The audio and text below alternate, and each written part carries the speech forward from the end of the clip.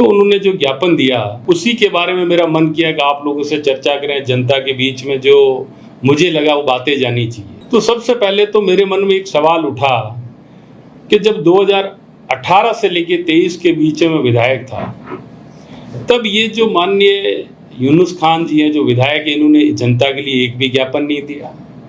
चुनाव के दौरान ये आए और लगातार ये कहते रहे भ्रष्टाचार हुआ है, भ्रष्टाचार हुआ है। 6 महीने के अंदर इन्होंने ये बोला था कि मैं 6 महीने में सारे काम करा दूंगा। तो मुझे तो ये समझ नहीं आता कि 6 महीने में क्या आपने एक भी भ्रष्टाचार का मामला उजागर किया, आपने एंटी करप्शन में कोई शिकायत की, और अभी भी आप ये बोल रहे हैं कि भ्रष्टाचार जारी है। तो फिर आपके विधायक बनने के बाद बदलाव क्या हुआ? क्या ये आपका दायित्व नहीं है कि आप विधायक बने, भ्रष्टाचार रोके? क्या ये आपका दायित्व नहीं है उस पर आप काम करें? ये अनर्गल बातें। और हम चूंकि आज विपक्ष में हैं तो हमारी ये, मैं मानता हूँ, जिम्मेदारी बनती है कि जो इन्होंने कहा था वो जनता के सामने लेके आए। इन्होंने ये कहा था कि मैं डीडवाना में एयरपोर्ट बना दूंगा, तो मैं पूछना चाहता हूँ कि क्या जमीन का सर्वे हो गया एयरपोर्ट के लिए?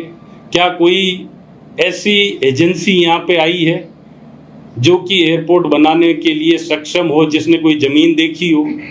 या आपने खोखले वादे किए थे, धन बल के आधार पे आप चुनाव जीत गए और इसके बाद में लोगों की जो उम्मीदें हैं उनसे आपको कोई सरोकार नहीं रहा।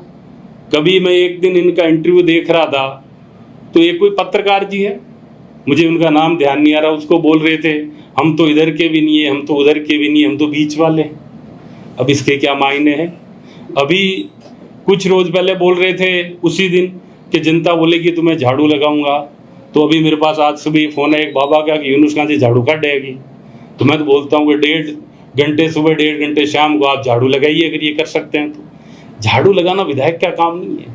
विधायक का काम है जनता की जो मांगे हैं, जनता की जो उम्मीदें, अपेक्षाएं, उन पर आप खरा उतरे। भ्रष्टाचार की बात यूनुस खान जी कर ही नहीं सकते। लोगों से बात करो तो ये बोलते हैं कि यूनुस खान जी बड़े पैसे वाले हैं। मैं पूछा कैसे पैसे वाले? वो तो मंत्री रहे। क्या मंत्री बनने से आदमी पैसे वाला बन जाता है? लोगों के बीच में ये धारणा कैसे है कि यूनुस खान पैसे वाले हैं?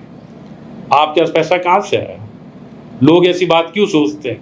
और मैं आपको बताना चाहता हूं कि डीडवाना के इतिहास में आज दिन तक का सरकार में रहते हुए सरकार की मदद से सबसे बड़ा भूमि घोटाला किसी ने किया है तो वो यूनुस खान जी ने किया है। डीडवाना के अंदर रॉयल मार्केट के सामने जो सरकारी जमीन थी, जहाँ की सरकारी स्कूल था, उसको इन लोगों ने कब्जा लिया सरकार की मदद लेके, और आज दिन तक वो इन्होंने कब्जा रखा है। अगर इनकी नीयत ठीक होती तो उसकी जो वर्किंग कमेटी है उसके अंदर वो कलेक्टर को डाल सकते थे, एसडीएम एडीएम को डाल सकते थे। नहीं, इसके बनिस्पत खुद उसके आजीवन संरक्षक बन के बैठे हैं। और वो जो एग्रीमेंट था जमीन हड़पने का सरकार की मदद से इन्होंने किया, वो एग्रीमेंट का 8वां बिंदु ये बोलता है कि जब भी डीडवाना के अंदर राजकीय महिला महाविद्यालय बनेगा तो हम ये भूमि वापस सरकार को समर्पण कर देंगे। आज 3 साल के करीब वक्त हो गया है, क्या इन्होंने वो जमीन वापस दी है? यूनुस खान जी को ये जवाब देना पड़ेगा। क्या आपने एयरपोर्ट बनाने का वादा किया था वो पूरा किया?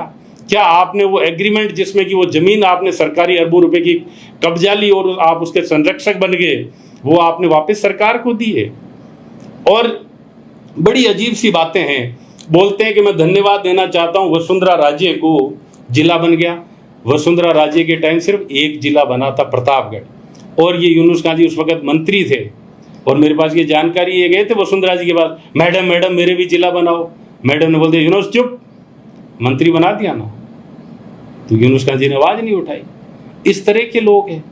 काम करने के लिए आपको क्षमता चाहिए। क्या ये अस्वीकार कर सकते हैं इस बात से कि डीडवाना में एसपी नहीं बैठता?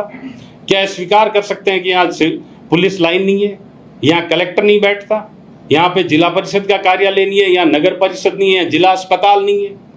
यहाँ मेरे ही कार्यकाल के दौरान 132 का जीएसएस बना, इसके अलावा लोरोली जीएसएस बना, बरांगना जीएसएस बना, खोजास जीएसएस बना, दुदोली जीएसएस बना, सहरानियाबाद जीएसएस बना। कल ये बोल रहे थे 2 दिन पहले सहरानियाबाद जीएसएस तैयार हो चुका है। इनको जानकारी नहीं है, वहाँ अभी तक पावर ट्रांसफार्मर नहीं आया है, मैंने जो काम करवाया मैं आज दिन तक उनकी रिपोर्ट लेता हूँ कि उस काम की क्या स्थिति है। मैंने जो सड़कें सैंक्शन करवाई उनकी लेता हूँ। इनको कहीं कोई जानकारी नहीं है। इतने सारे कार्यालय खुल गए, उसके बाद ही बोलते हैं कि वहाँ पे खड़े होकर कलेक्टर ऑफिस में बोलते हैं कि ये जनहित में नहीं है। क्या डीडवाना जिला बनना जनहित में नहीं है? यूनुस खान जी के लिए जनहित में नहीं है, क्योंकि इनके लिए जनहित में तभी होता जब ये स्वयं मंत्री बन जाते। इनको पता ही नहीं मंत्री कैसे, मंत्री नहीं विधायक काम कैसे करेगा। ये विधायक बन के अब डिप्रेशन में चले गए। इनको समझ नहीं आ रहा मैं काम कैसे करूं। लोगों को उल्टी सीधी बातें कर देगी, 6 महीने में फला करा देंगे, आज कुछ करवा नहीं पा रहे हैं। तो मेरा आप लोगों के माध्यम से एक और आरोप लगाया कि चेतन डूडी ने पाप किया है, उनको गंगा नहाना चाहिए। और उन्होंने बोला कि वो कहीं बोटिंग कर रहे थे। मैं बोटिंग जहाँ कर रहा था उस जगह का नाम भांगड़ा नांगल डैम है, और वो नदी जो थी वो सतलुज थी, उसके अंदर ब्यास का पानी आता है, और 40,000 स्क्वायर किलोमीटर के अंदर किसानों को वहाँ से खेती के लिए पानी मिलता है। यूनुस खान जी को जानकारी नहीं है। और गंगा जी का नाम लें, ये यूनुस खान जी को कहीं शोभा नहीं देता है। गंगा माँ का नाम लेते हैं, प्रायश्चित करना चाहिए। यूनुस खान जी को अधिकार नहीं है कि हमारी धार्मिक भावनाओं को कहीं पे भी ठेस पहुंचाए। इनको मैं बताना चाहता हूँ, पाप अगर किसी ने किया तो यूनुस खान ने किया है।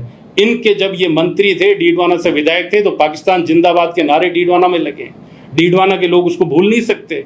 ये जब यहाँ से मंत्री थे, विधायक थे, तो डीडवाना में मकान तोड़े गए, दुकानें तोड़ी गई, मालियान सब्जी मंडी तोड़ी गई, और मैंने वही मालियान सब्जी मंडी वापिस ही नहीं बनवाई, 2 मंजिला बनवाई। और 2 मंजिला ही नहीं बने, उनको 6 फीट जगह एक्स्ट्रा दी, जबकि इन्होंने तोड़ फोड़ का काम किया। लगातार इन्होंने ऐसे काम किए जिसकी वजह से पाप का अगर कहीं कोई हो तो उसके भागीदार यूनुस खान जी है। मैं आपको बताना चाहता हूं, उन्होंने पावा, मंडूकरा, खाटू और पीड़वा जैसी ग्राम पंचायतों को मोलासर के अंदर मिलाया था। क्या वो पाप नहीं था? इन्होंने लगातार ऐसे काम किए हैं जो कि लोगों की भलाई से उसका कोई सरोकार नहीं रहा। सिर्फ अपनी, जिसे कहते हैं अपनी मनोस्थिति, अपने विचार से अपने को ठीक लगा, खुद को ठीक लगा, वैसा कर दिया। तो मैं आप लोगों से ये बताना चाहता हूं कि इस व्यक्ति को ना लोगों से मतलब है, और हम अगर आवाज उठाते हैं यूनुस खान जी को, अभी तो सिर्फ मैंने 2 ही पोस्ट की, उससे तकलीफ हो रही है। यूनुस खान जी, विचलित होने की जरूरत नहीं है, ऐसी पोस्ट मैं लगातार करता रहूंगा। और जो आपने लोगों से वादे किए थे, जो चुनाव के दौरान बातें की थी, वो लगातार लोगों के बीच में आएगी। और आप ये मत भूलिए, 10 साल पहले जो आपने गलत की थी, मैं लगातार वो बातें भी लोगों के सामने लेके आऊंगा।